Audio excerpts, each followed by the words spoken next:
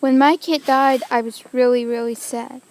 She was this kind of cat who just loved to get in cars, loved to ride in them. I'm going to continue doing the Morgan show, but it's going to be really, really hard without Kit. So here's a song dedicated to Cat. Meow, meow, meow, meow, meow, meow, meow, meow, meow, meow, meow, meow. Meow, meow, meow, meow, meow, meow, meow, meow, meow, meow, meow, meow. Meow, meow, meow, meow, meow, meow, meow, meow, meow, meow, meow, meow, meow. Meow, meow, meow, meow, meow, meow, meow, meow, meow, meow, meow, meow. Thank you. Do a book report on Judy Blume's Blubber. Judy Blume's Blubber is by a girl named Jill. She's in the 5th grade, and at the beginning of the book, the kids in her class are giving their reports on the animals. A girl finishes her report about a horse, and Jill says that everyone cheers, not because her report was good, but because it was finally over. So next, Linda comes up and does her book report. It's about the well and the blubber they get from the well.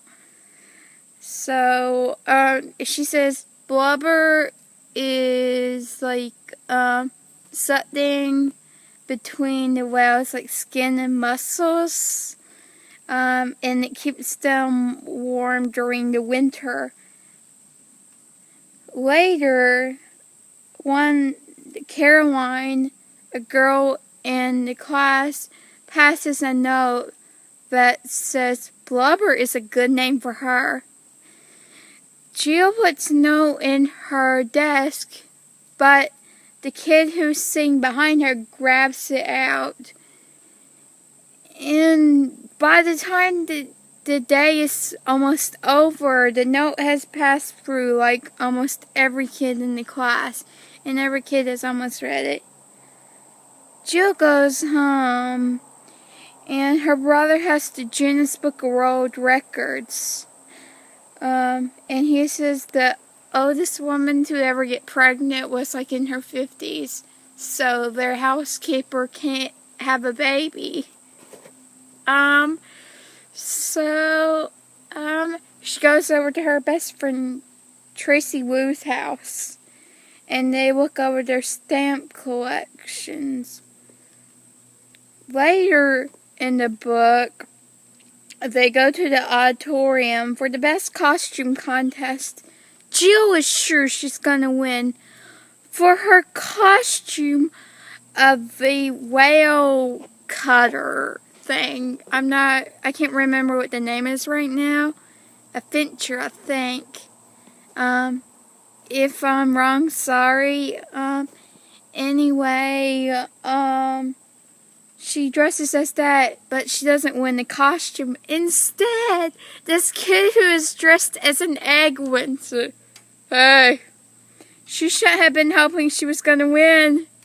What I think is that if you're not so excited about winning, maybe you will actually win. I don't know.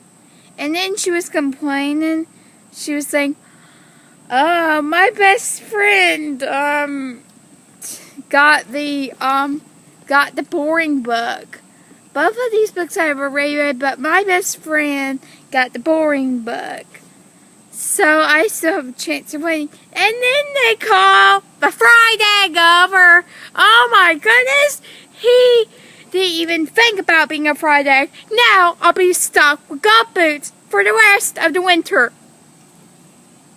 In the book, on Halloween night, Jill and her best friend are planning on getting the old man who lives in their neighborhood or next to their neighborhood back. So they throw rotten eggs in his mailbox. Bad idea. Luckily, they live without being caught. Okay, you're not caught. That's good. So, anyway, they go and they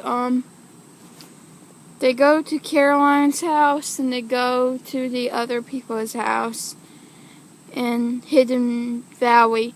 This place has so many trees during the summer that it really does look like a hidden valley. It is a hidden valley actually during the summer, so that's why they call it that. Huh, kind of makes you think of Hidden Valley Ranch, doesn't it? Yep. After Caroline and her friend don't believe that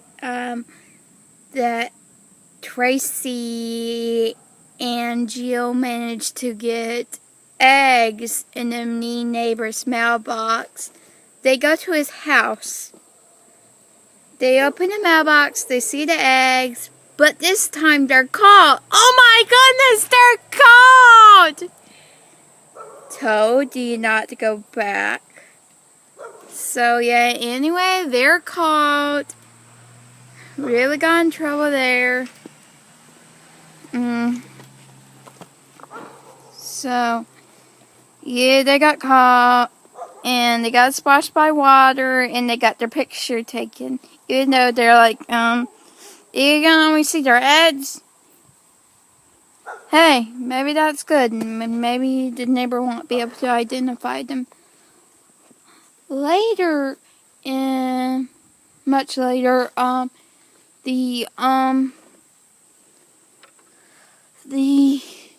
Caroline talks about how the picture was brought over to their house, but they couldn't really see the kids really good. Oh dear. Much later, the neighbor catches them, sends it to their house. Joe's not really expecting this because she thinks that she's going to win, that he's not going to be able to identify them. So, hey, it's okay, it's okay. There's nothing wrong with that, right? I mean, it's not like we're going to get caught, right? Right. We're not going to get caught.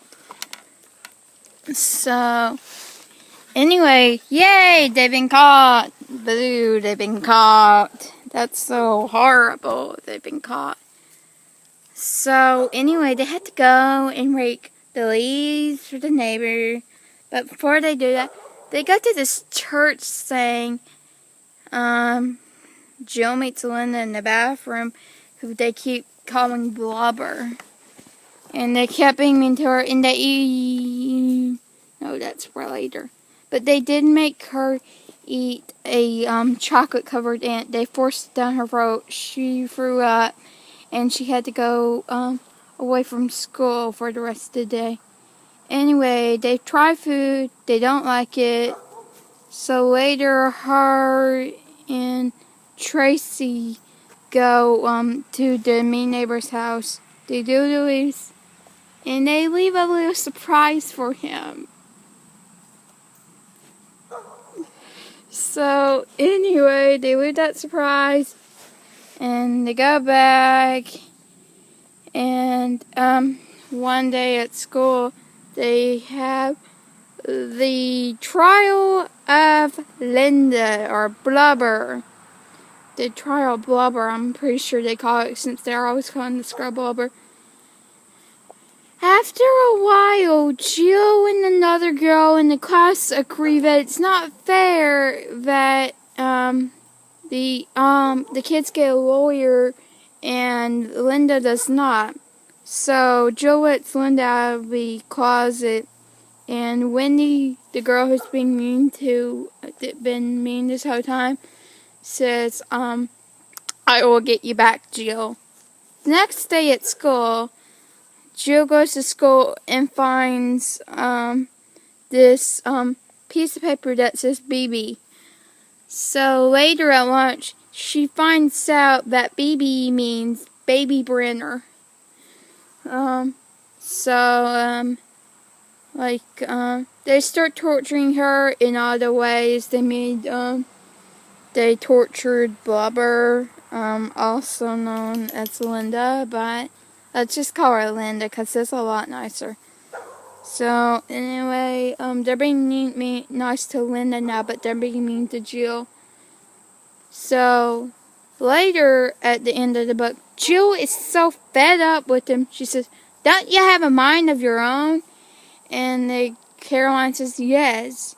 And she's like, I bet she doesn't even have you picked out as her partner for the thing we're going to later. And she's like, she does, right? You still have me as a partner, right?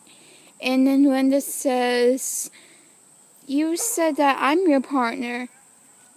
Caroline storms off, obviously not wanting to be friends with Wendy anymore. The next day, Jill eats with some kid, and the story goes back to pretty normal, except Wendy probably doesn't have any friends anymore, which is kind of sad. Okay, thank you for looking at my report on Blubber. Doing our book report today on Judy Blume's Blubber. Judy Blume's Blubber is about Jill. She's in the 5th grade, and here's the report. Jill is in class, and everyone is giving their reports on the animals that they've done. I'm gonna do a book